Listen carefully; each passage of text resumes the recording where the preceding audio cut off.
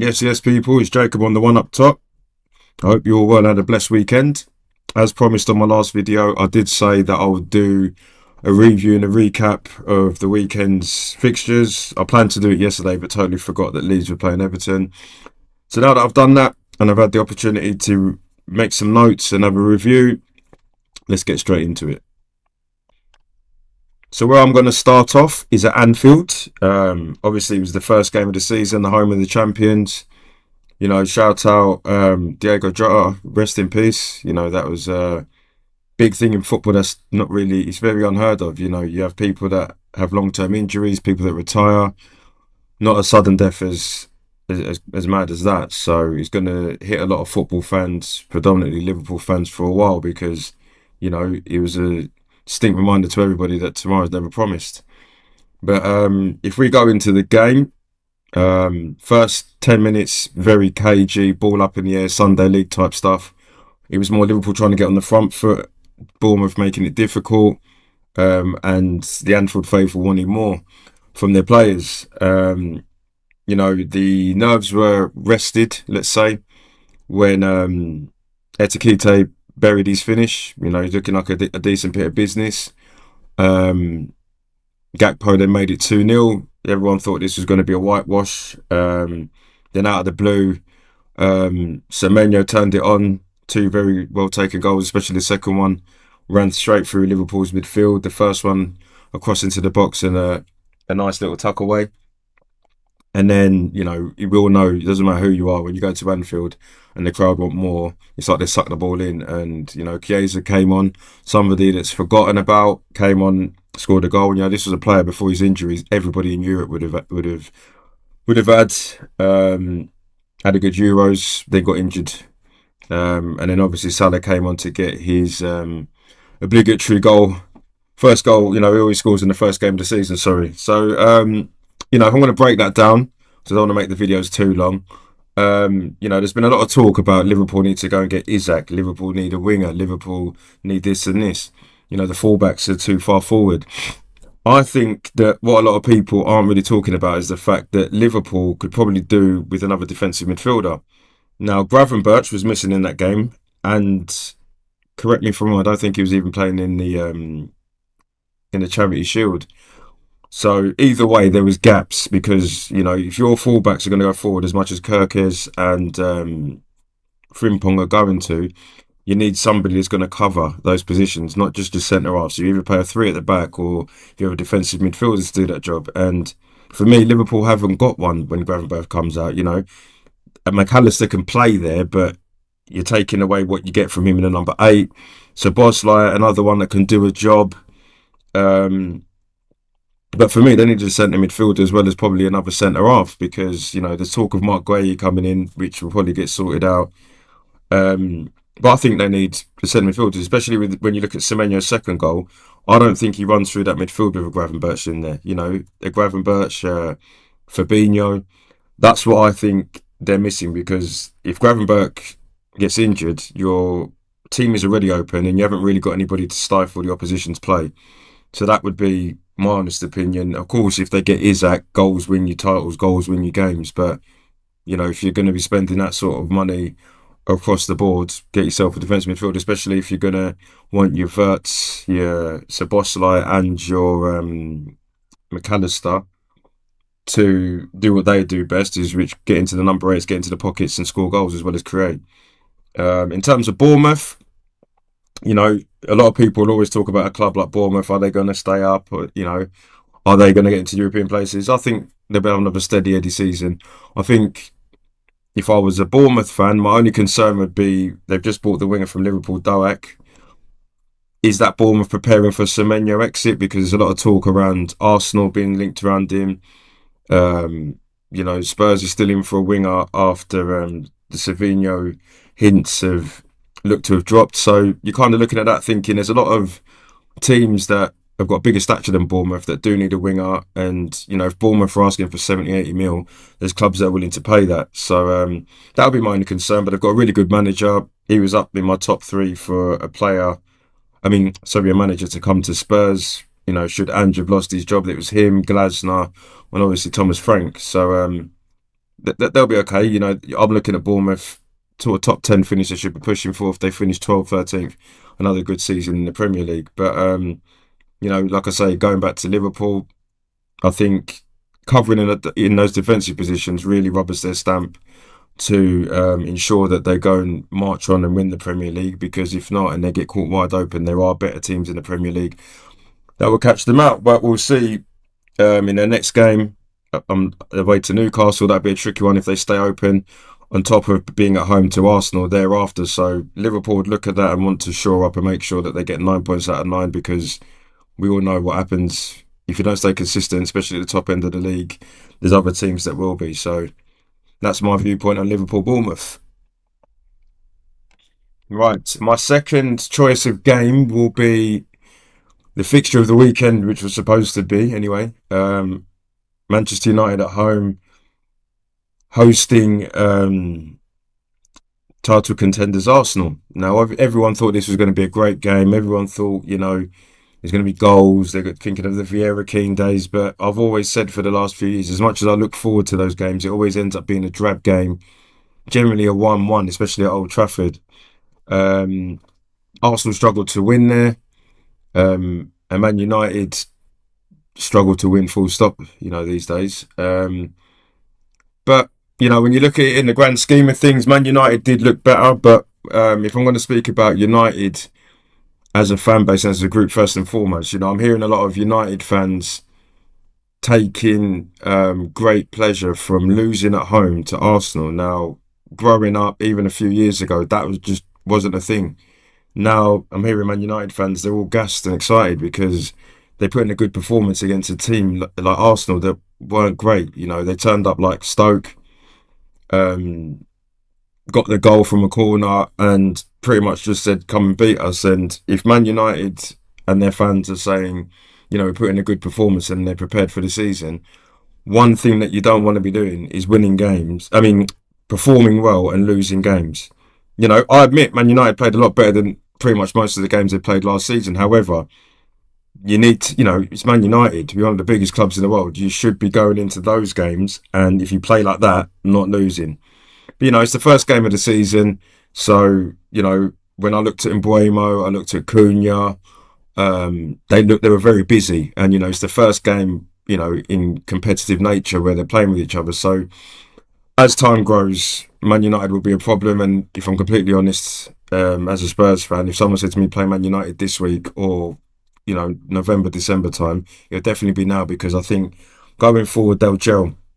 I think my concern would be that Man United fans are happy with the performance, not happy with the result. But when you look at Ruben Amorim, I think I saw a stat, 40 games he's been at United or something. No, I think it's something like in the last 28 games, he's won 7, drawn 6, and lost 15. You know, and I can't imagine they played badly in all the games that they lost, but they lost. So is it a mentality shift? Is it the tactics? Because Man United for a while have been a team that play well. As soon as they concede, go flat, which is one thing I can't criticise them for in this game. But as the season goes on, I think they've got a tricky fixture away to Fulham. If you play well and Fulham score first at home, they're a very, very difficult team to beat. So, United put in a better performance. I just think with Sesko coming in, he has to hit the ground running, because if they're not getting the goals and they're playing well, you might as well be Wolves, because Wolves always play very well, but they don't really get the results, and that's why they found themselves in the bottom rungs of the table, just with Tottenham and Man United last season. And that's what happens every year, because as much as they play well, they're not getting the results. So that's my viewpoint on United. When it comes to Arsenal, didn't play well at all. I wasn't impressed with anyone really, but those are the sort of games where traditionally, wherever you're trying to go for, especially if you're trying to go for a title, the results are most important. As I alluded to before, Man United have never really gone to Old Trafford. Arsenal have never gone to Old Trafford and never really got a result. So for them to go there, get the result, and play really badly, that sets them up nicely. I think they've got a home game to Leeds, and then they've got to go to Anfield. So, again, when I'm looking at Arsenal result, it's probably the flip side of United. Performance was terrible. Result, thumbs up. And idea, in hindsight, that's what we played the game for. I've played football at much lower leagues and levels than that. But my thing is, even if we play badly, do I enjoy the beer in the pub when we've lost? No, I enjoy it when we've won, no matter how badly we played. So I think with Arsenal, what they need to do is improve their performance. I think if I was Arteta's friend, let's say, my advice to Arteta would be, against Leeds, let the shackles off a bit, because they've got people like Garcores, Saka, Martinelli. These are transition players. These are people that, if you catch someone on the counter attack and an Odegaard or a Declan Rice has got the ball at his feet and them three are running towards you, there's only going to be one. There's only going to be one, outcome: goals. But Arteta doesn't like to do that. He feels that he's going to win the league pragmatically. Won it off a set piece, which was a set piece that I didn't even talk about. United's keeper, embarrassing. Trying to call for a free kick when you literally got tickled. But set pieces are a part of the game. Not only are Arsenal going to rely on them, there's going to be other clubs that are going to focus not only on scoring from set pieces, defending them as well. So, my breakdown for both clubs is Man United need to focus on a way of performing well and making sure that they get the result. And Arsenal need to focus on getting the result whilst performing well, because I've never really seen a team win the league playing bad football. Leicester are the lowest calibre of club that have won the Premier League, let's say, play good football. Blackburn, everyone forgets that they actually play good football with Shearer and Sutton. So you have to play good football to win this Premier League. You're not going to go and beat everyone 1-0 like you did against United. Right, next we move on to my club, Tottenham Hotspur. We entertained Burnley at home, the result being 3-0. Goal scorers were Richarlison on the brace and Brennan Johnson. Now, for me, when we played Burnley, I was very intrigued to see how we play, because I've actually got quite a lot of confidence that when we play the bigger sides, the Man Cities, the Arsenals, the Chelseas, the Champions League games, where we need to be pragmatic and use old school tactics, I know Thomas Frank will get us through with those type of games. It's the Burnleys at home, it's the Leeds at home, the games where you should not only be winning with a style that I was worried about. It wasn't a fantastic performance. It was good. It was a 7 out of 10 for me. Obviously, the finishes from Richarlison are the highlight, along with the performance of Kudus. Archie Gray and Bergval, a lot of people are criticising them, saying, is that what we're going into the league season with, as them two as our midfield? But my way of looking at it is that if we're going to have all these games, you've got to be prepared for these players to play. So if they're just sitting on the bench week in, week out, like a lot of them were doing under Ange and previous tenures, and then we get an injury crisis and all these players are being relied on, it's like they're not really fit and haven't had much game time, and we're wondering why our results are getting worse. So, for instance, Archie Gray wasn't really part of the team. We had all those injuries, all of a sudden he gets chucked in. Bergval chucked in. And Bergval profited from that, whereas Archie Gray was being played in positions that he doesn't really play. Whereas if he was being fed into the midfield every now and again, he would have been an option going forward, probably ahead of Basuma. But yeah, when I look back at the game, Burnley had their chances. I'm not going to sit there and say they didn't. There was a couple of chances where I was on the edge of my seat at 1-0. But as soon as Richarlison scored the overhead kick, it was game over. Do you know what I mean? We started making substitutions. You had your Paulinhos come on, Bentancur came on. Solanke came off for Richarlison just to ease him off, because effectively both our strikers are injury prone, so we're going to have to rotate them. But yeah, it was a decent performance. My son was gassed. And it's, for me, when we're playing at home to your Burnleys and all that stuff, those are the results where we've ended up drawing 2-2 last season. I remember we drew 2-2 at home to Wolves.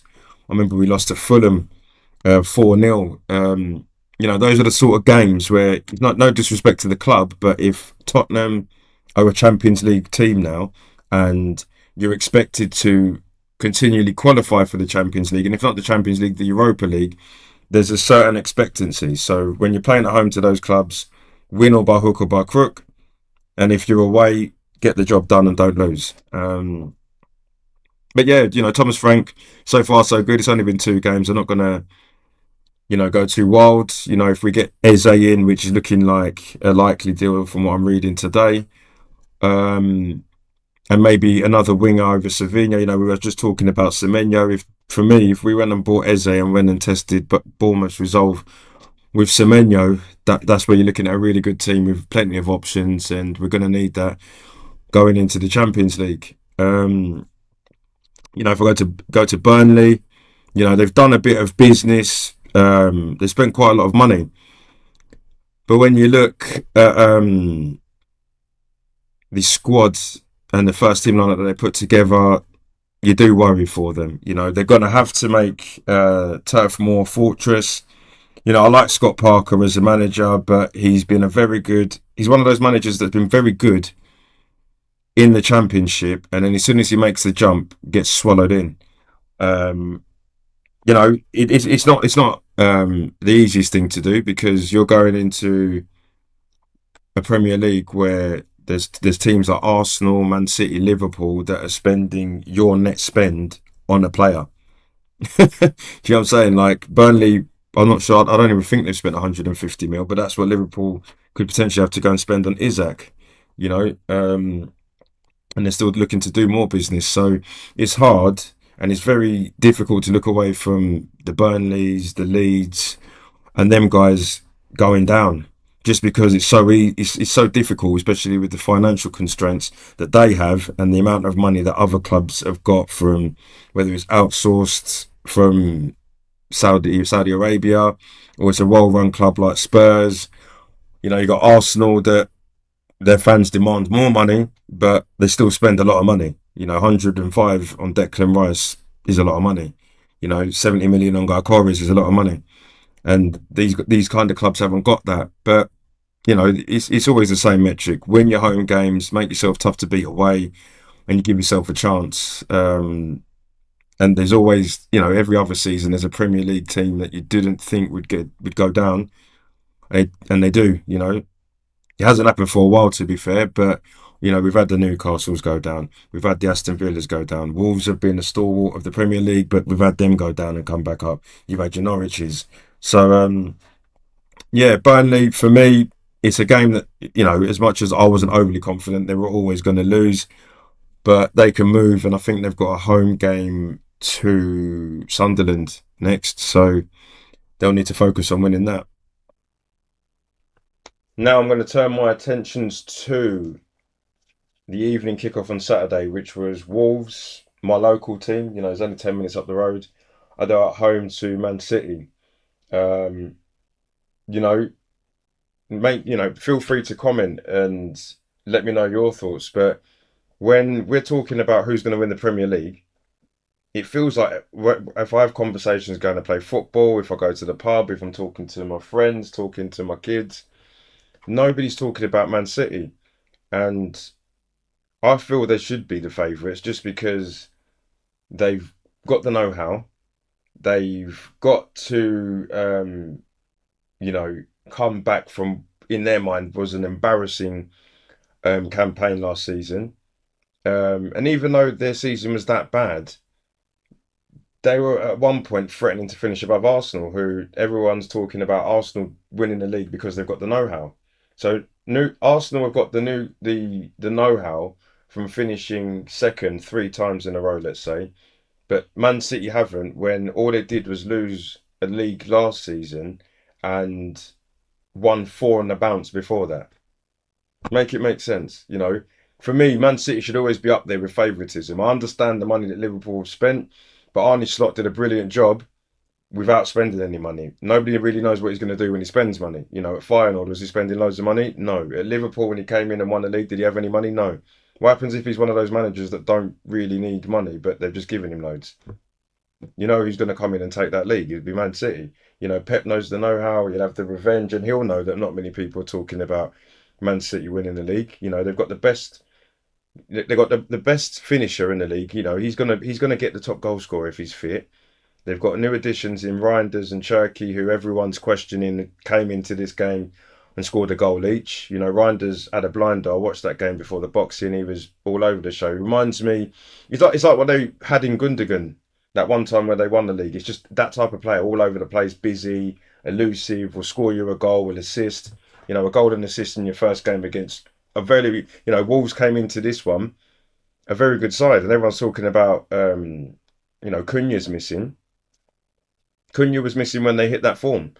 So I'm looking at Man City and I'm thinking, we've got to be careful. Tottenham, we've got them next weekend. If they go and win that, they're on to something already. If they lose that, then the questions will be asked.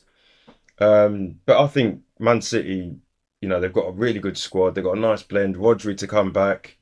Ruben Diaz will be back. They've got some good cover in the left back for eight Nouri. I think the only issue that they might have is, right back doesn't fill me with confidence that they've got the best right backs. Rico Lewis is decent. Nunes is very quick, but I feel that if you have a top left winger against their right backs, you get some joy. But again, when you're playing Man City, you might get joy. Have you got the ball though? So that's my viewpoint on City. I think they should be favourites. I think they probably will go on to win it just because they've done their business early. They've got a World Club Cup that they've got behind them in their legs, and with important players coming back and Pep Guardiola as the manager, why would you not? Um, Wolves, ended the season um, very well. In this game, they played okay. They just didn't have an answer. When you're looking at the players that they've got, they're a solid enough outfit. The managers tactically equipped to deal with the games. But again, Wolves will be one of those teams where when they're playing the relegated sides, even if they're playing an Aston Villa at home, a Newcastle at home, even a Spurs at home, they'll look to get their points from there. When they're playing the Man Cities, the Liverpools, even the Arsenals, they're trying to put an account of themselves, but they, effectively, it will only get to a point where they probably lose. I do feel sorry for Wolves because they're always getting rid of their best players and not really being able to invest in the team. You know, I was so shocked to watch Wolves play Man City and Matt Doherty was at right back. I was just like, my word, like, in the back of your mind, you feel that is he playing in Saudi Arabia or is he retired? But he's their right back. You know, but I think another team, Wolves, would be okay. I think if there's anyone out of the sort of bottom six teams that people will question their status in the Premier League, I think Wolves are the team that can easily pull out sort of 4 or 5 wins in a row and get themselves out of trouble. They've got Larson up front. I like him. He's a good target man. Is he a top six striker? I wouldn't think so, but you wouldn't be surprised if Wolves either keep hold of him or if he was to be available, you could see him at easily another club like Fulham. Very good player. He gave us trouble both times um, in the season last year. So again, Wolves are very much like Bournemouth to me. They'll be okay, but they've just got to be mindful that if a Sunderland, a Leeds, or a Burnley do pick up a lot of form and establish themselves, someone else has got to go. Right, my next fixture, I will go with Chelsea at home to Crystal Palace. Again, another game I watched. I watched that while I was cooking up a roast, thinking it'd be a good game. Chelsea nil, Newcastle nil. Um, you know, a lot of people are saying Chelsea will be up there for the title, and I've always said that a squad ensures that you can challenge for whatever you want to do. So it doesn't matter where you are in the league. If you've got a good squad and everyone can do a job and it doesn't feel like anybody's missing, you can go on to achieve your targets. Now with Chelsea, they've got two in each position, and you look at that and everyone's like, "Yep, Chelsea could win the league." But when you look at the two in each position, are any of those two the best in the league at what they do?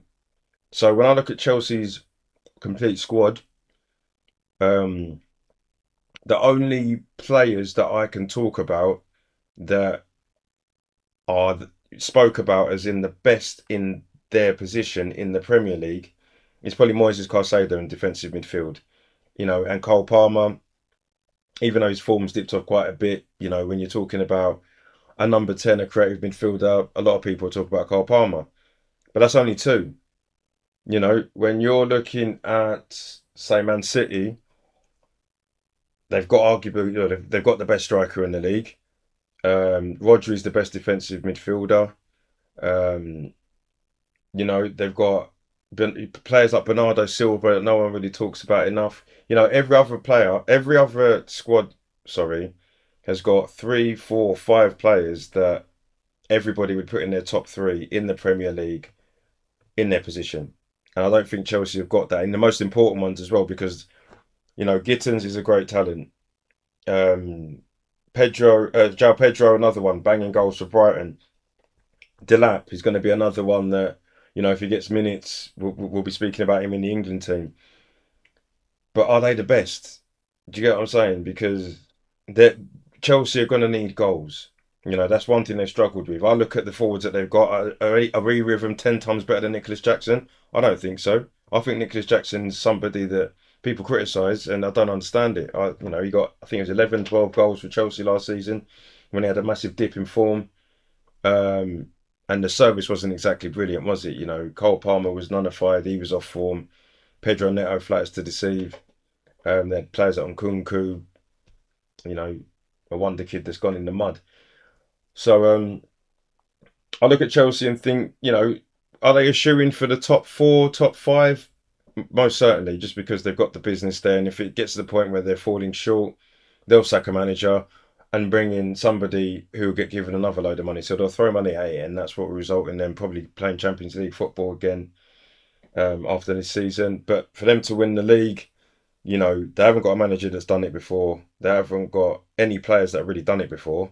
Whereas you're looking at your Liverpools and your Man Cities and Arsenal, Arsenal haven't won it, but they've been in three title challenges, so they're probably more equipped than Chelsea are. And Man City and Liverpool, like I say, they've got players that have won it. So I think, if I'm honest, you'll have the top three as everyone's touting it to be, and then you'll have your Chelsea, Newcastle, Spurs maybe sandwiched amongst each other, and then you'll have your Aston Villas and people like that. So yeah, it's one of those where when I watched the game, Crystal Palace, it was easy for them. Like for me, Crystal Palace could have easily won that game, deserved to with the free kick. Oliver Glasner is a top coach. He was the one. He was my one. If Ange got sold, he's got European pedigree. Just won the FA Cup. Community Shield. It's not a cup, but to Crystal Palace, it's a great victory. If I was a Palace fan, I'll be celebrating that. I'll be shameless. Um, but I look at Palace.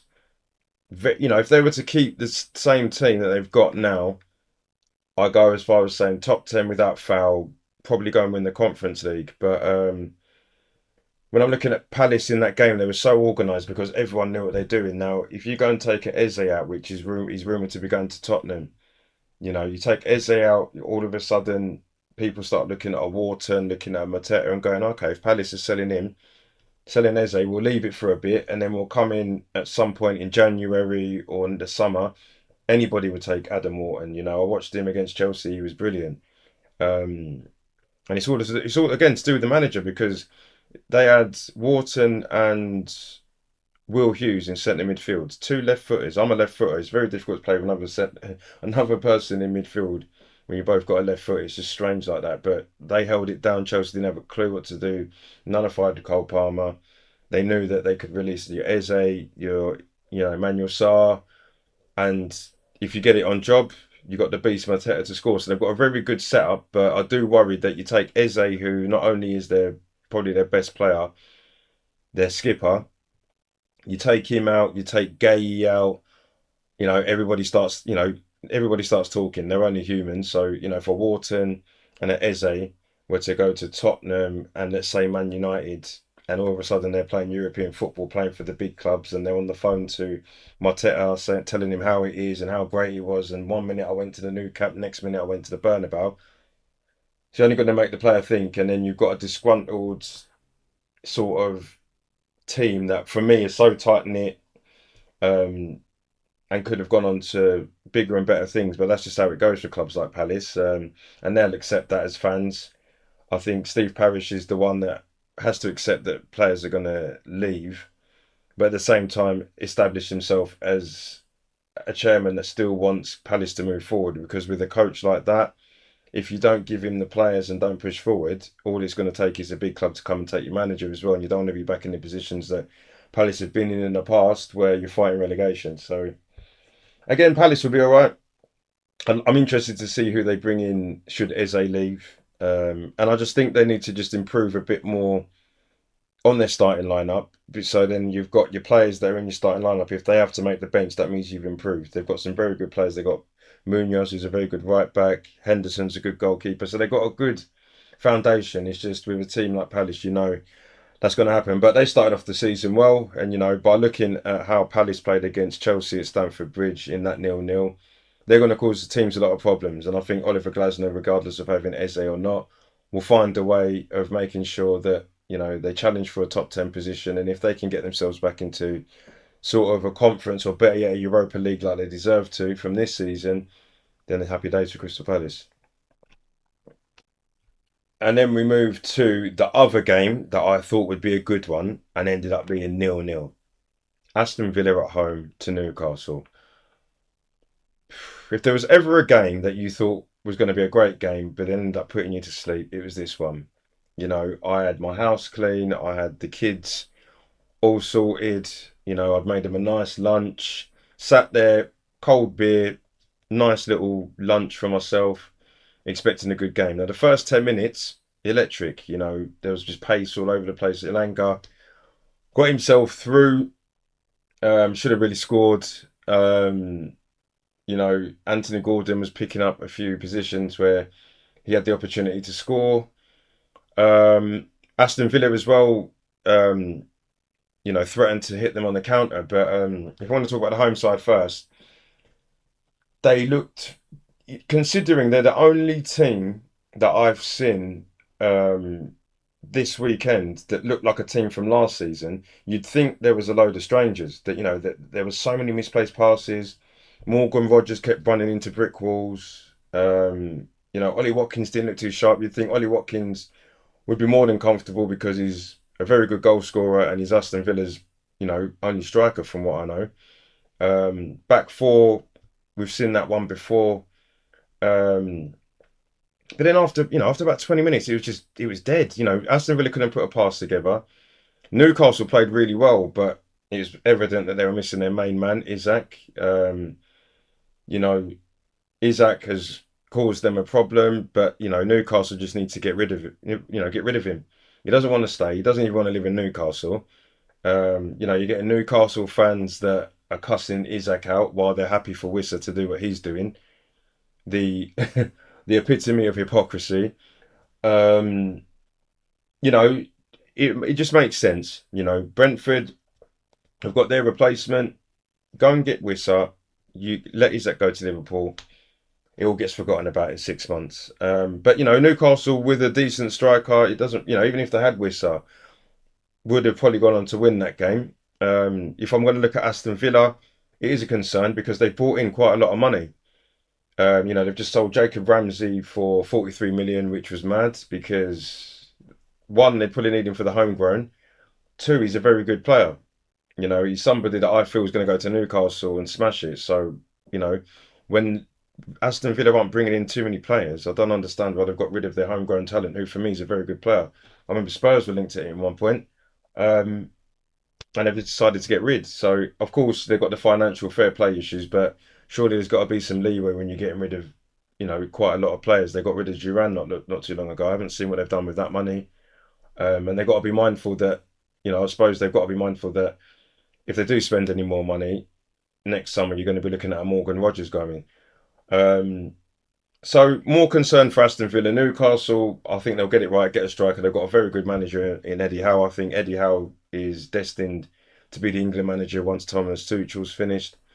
I think both sides will compete for the Champions League. Will try to. I think Newcastle more so, more settled once Isak's gone, and they've made some good recruits. They bring Wissa in, brilliant. I think with Aston Villa, it might have to be one of those seasons where make sure you finish in the top 10 and go for the Europa League. Emery's the master of that competition, so why not be Aston Villa and challenge for that and go and do what Tottenham did last season and have yourself a good season. Now we're off to the Stadium of Light. Newly promoted Sunderland against West Ham. Now this was probably the shock result of the weekend. Um, in a weird way, you kind of looked and thought maybe Sunderland would go and get a win just because they haven't been in the Premier League for ages. It feels like the last time Sunderland were in the Premier League, you had those are the days where they had Darren Bent up front, Seb Larson in midfield. A time before that, Sunderland were a really good team when they had Niall Quinn and Kevin Phillips up front. Kevin Phillips got the golden boot that season. That's how good they were, and they even threatened to finish in the Champions League positions that season. So Sunderland have got somewhat pedigree in the Premier League, so they'll be over the moon. But I mean, 3-0. Sunderland showed their prowess in the air. Two very good headed goals. The last finish as well was a great finish. I can't remember what the name of the player was. But I looked at West Ham as well and I thought, problems. The goalkeeper, I look at two of those goals and think your average Premier League goalkeeper saves those. And, letting that last finish in doesn't make sense because he was pretty much there and it felt like he pulled his hands out.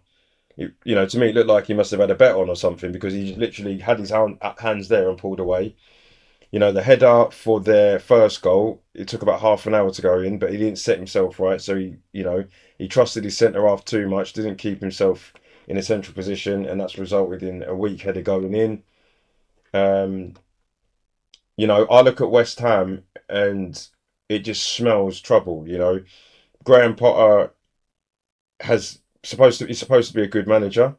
I don't doubt that he is, but when you're looking at what he did at Chelsea and then coming into West Ham, everyone forgave him for Chelsea because Chelsea was a bit of a mess. But he's come to West Ham, and as much as the players like him and everybody likes him, they're not responding. You know, at Spurs, I loved Ange. What he said and what he stood for, loved him, but the players weren't responding. We're losing week in, week out. So as much as I like the guy, you're not really doing anything. Up until he obviously won the Europa League, that was my thought process. I loved you to bits, but you're not really doing anything. So that's part of the reason why, even though he won the Europa League, lost his job because were we going to get any more responses? We got responses in smidgens. So West Ham. I look at them. Their only hope is Jared Bowen. He's the captain. He's the only person that you feel is going to score goals. Full Krug. I had full belief in him coming from Dortmund and doing a job. He's ended up getting a serious injury. Hasn't looked the same since. They've got rid of Antonio, which for me they probably should have extended it for another year. I'm not too sure what went on with that. He's come out and been very vocal on how the club is run. Um, and you just look at West Ham and you think to yourself, it's not looking good. When you're looking at Sunderland, for instance, and they say they want to stay in the Premier League, and you speak to Sunderland's manager and say to him, based off how everybody's come across, the transfer windows aren't open. Obviously, people can hit form. But someone that knows their football, you'd look at a West Ham, you'd look at a Wolves and think, if we can get a run of games out, they might not, you know. So when I know it's the first game of the season, but when you go, if you're Sunderland and you can win those games at home, so you beat your West Ham on top of beating, let's say, a Leeds and a Burnley, you get a result at Wolves, and then you get, the promoted teams always get a magical result, I call it. So, Sunderland will be at home and beat Spurs.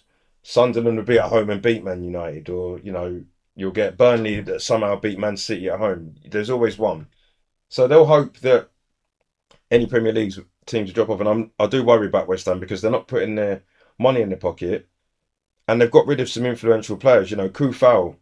was injury prone, let's say, but he's a very good right back. He's gone to Germany now.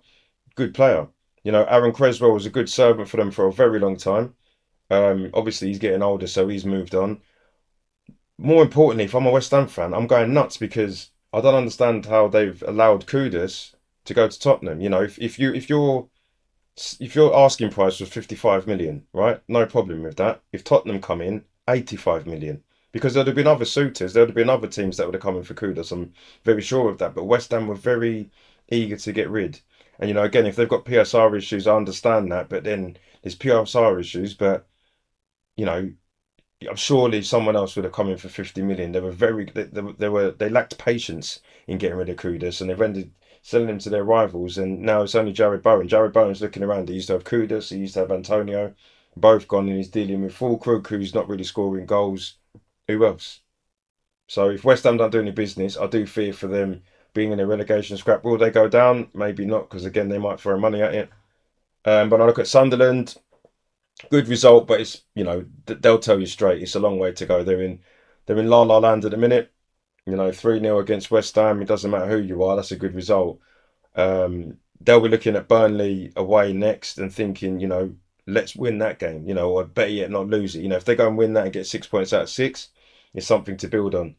And Sunderland aren't a bad side. They were part of me growing up. I remember Sunderland completing them in sticker books. Decent side, and I really do look forward to the North East derby when Sunderland go on against Newcastle, because it's not spoken on enough. But the atmosphere there, I don't think there's too many match it really, apart from maybe an Aston Villa Blues. So just when you thought, you know, it couldn't get any more boring in terms of games, I watched last night's game. Leeds versus Everton. Honestly, it was boring in a good way for Leeds, because for me, if you're side, that's what you need to do. If you've got an Everton at home, you've got a West Ham at home, you've got a Wolves at home, you've got a Bournemouth at home, even if you've got a Spurs or a Liverpool at home, if you make it boring, you might have a chance. If you let Liverpool come at you full throttle, you look at Man City, let them come at you full throttle. Even if you let Arsenal do what they want, you're going to get beaten. And Leeds, to be fair, played quite well.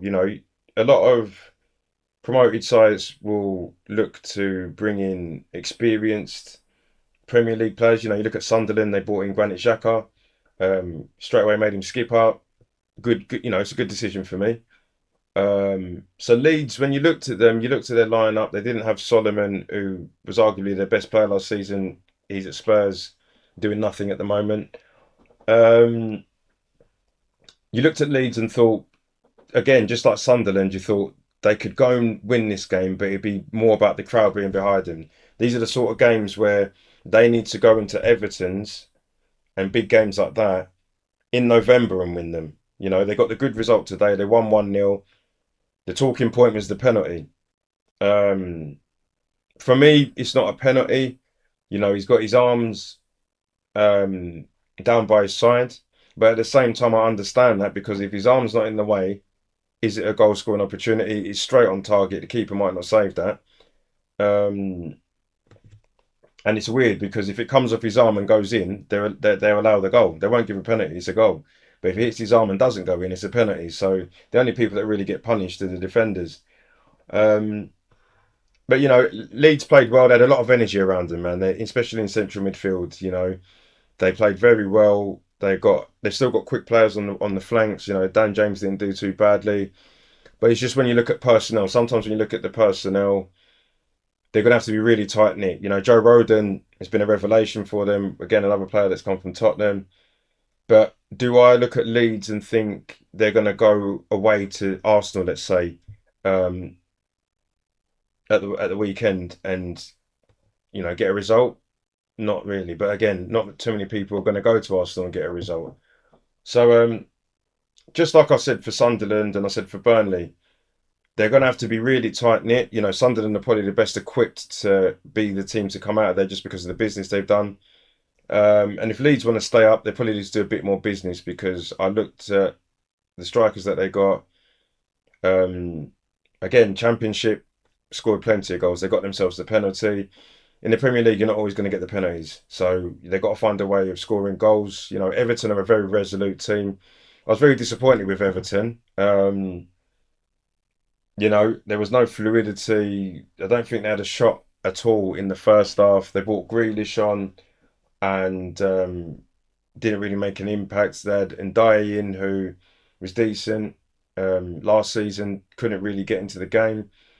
But they really lack creativity. And even if they've got creativity, is Beto the guy to score them sort of 10, 15 goals to ensure that they have a decent season? I'm not too sure. You know, Calvert-Lewin, even though he's injury prone, is a big miss just because when he is fit, he could do a job. And, you know, conveniently, he's gone to the team that Everton have just played in Leeds. So if Leeds can do something in the medical room and have him play sort of 10, 15 games this season because of his injury problems, they've got a player on their hands that can keep them out of trouble. You know, you could get to the point where Leeds are sort of 15th, 16th, 17th. Dominic Calvert-Lewin's fit, plays 8 games, scores 6 goals. Leeds finish 14th. So, you know, it's fine margins at the top, like we all speak about it, but it's also fine at the bottom because there's a good 6 or 7 teams that, you know, fans will be looking at as worried to be going down, but, you know, they'll all fight and whoever wins, wins, whoever loses, loses. Another game that kicked off at 3 o'clock on Saturday. As I finished off with the 3 o'clocks on Saturday, it was Nottingham Forest at home to Brentford. The score ended up 3-1. Chris Wood with a brace. Ndoye scoring his first Premier League goal, and Thiago scoring a penalty for Brentford. Now, if I go to the home team, you know, they dug the heels in for Morgan Gibbs White. Fair play, you know, wherever you think it's good for the club or good for the player, it's on you. They've kept their captain and secured him on a long term basis. Um, you know, a lot of talk was worrying about Nottingham Forest because they got rid of Elanga, who was arguably one of their best players and their biggest goal threats last season. No one thought that Chris Wood could emulate what he's done last season, but started off with a brace. You know, obviously it was a very weakened Brentford. You know, when you're looking at Brentford, they've got a new manager that. Do I think he's going to cut the mustard in the Premier League? Not at all.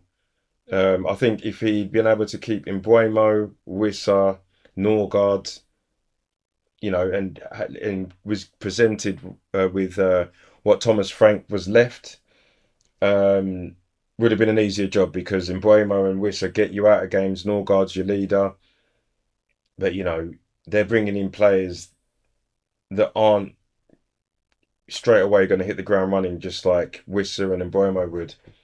I do fear for Brentford. I think as much as Thomas Frank has stabilised them, they needed to go and get a more astute manager, you know, relying on somebody within your coaching staff system, not when you're trying to establish yourself as a Premier League team and you know that you know, all the suitors are going for your big boys.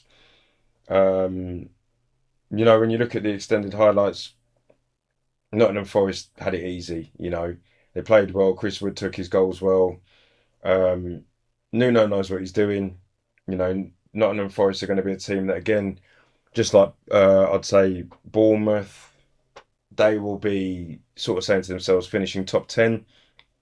You know, your Crystal Palaces, if they can get into Europa League spot properly this time, then they'll be aiming to do that. You know, they'll want to give the Europa League go as well. You know, Nuno's got experience with Wolves in the Europa League. They did pretty well, got to the quarterfinals, I believe. The days when they had, you know, Jimenez, Jota, um, Traore. They had a really good setup at Wolves. And, you know, a lot of people believe that Wolves might have gone on to win that trophy because they were doing really well. Um, so Nottingham Forest will be safe. I think they've got a few more bodies in. They've got Amari Hutchinson. I can't remember who else there was. They signed someone else. I thought that's not bad business. Oh yeah, McAtee from Man City, and they're still looking to do more business. They've got a goalkeeper coming in from Rennes.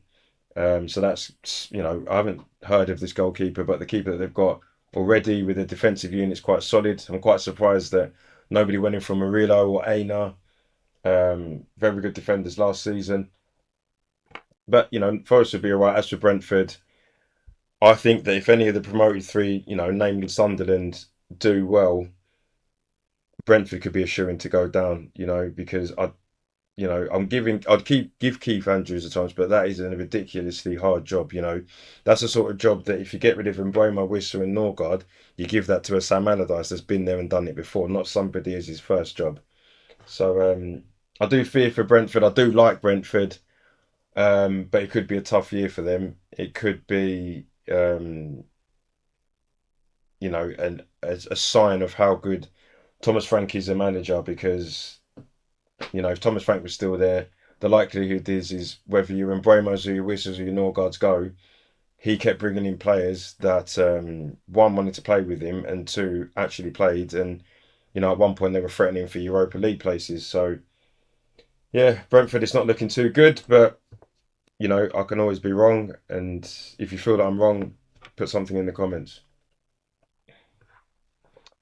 And last but not least, we go to Brighton, who have entertained. Sorry, um, oh, my brain's gone dead. Fulham at home. Um, Goals from O'Reilly at the penalty spot, and Muniz comes on last minute to score. Now with this game, I remember saying it had 1-1 written all over it.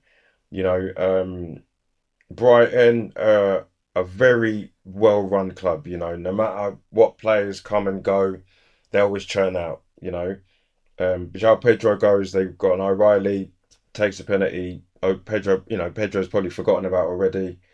They'll probably do a bit more business. I don't know what their scouting network is doing, but it's bonkers. I'd love to see a documentary on that because they consistently bring players. If they were to lose Belieber this summer, they're going to get another one. When they lost Carcedo, we was worried what was going on. They bring in Belieber.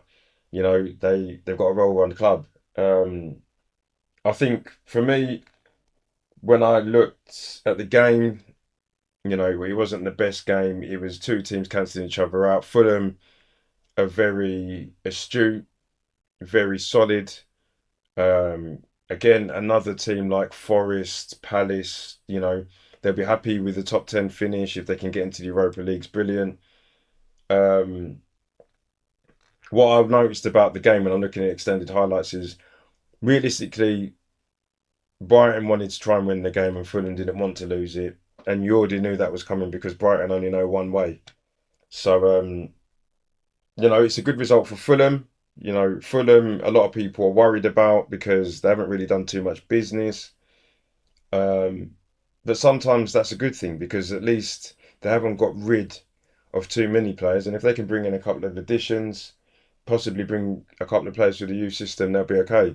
When Fulham go at home to United at the weekend, do people think that Fulham are definitely going to lose? No, because Fulham are a team that whoever you go, whoever you are, and you go away, to Craven Cottage, it's become sort of a semi-fortress. Last season wasn't as good as the season before that, but that's because they lost Paulinho, um, and they haven't really been able to invest as much money as all other clubs around them. But Marco Silva's doing a good job. He was another person that was touted around the Spurs job.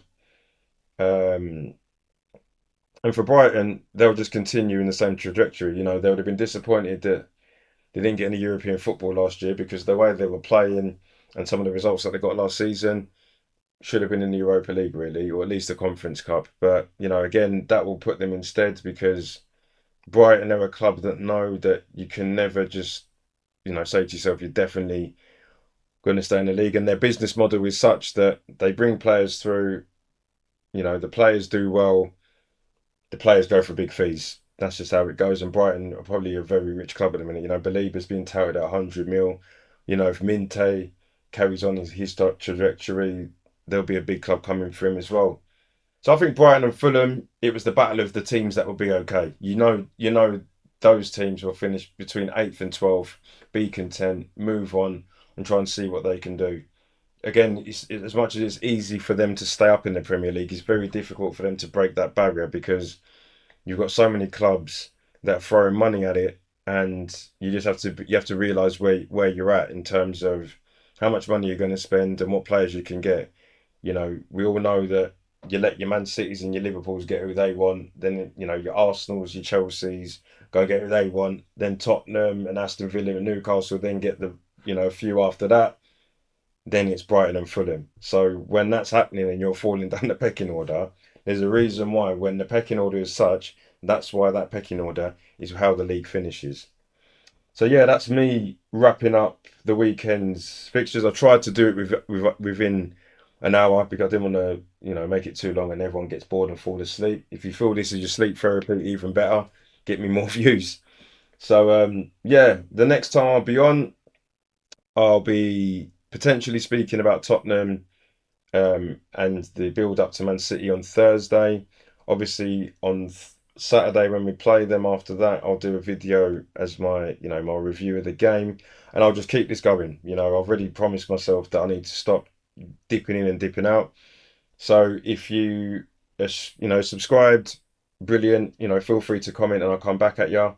If you haven't, and it's the first time you're watching it, subscribe, hit the notification bell, comment, share it as well. One thing I would like you guys to do is share it out. If you feel that I'm good and it's something other people want to watch, just share it out. So, the more traction I get, the more views I get, the more followers I get, it makes the channel grow. So, love, have a blessed Tuesday. Jacob on the one up top.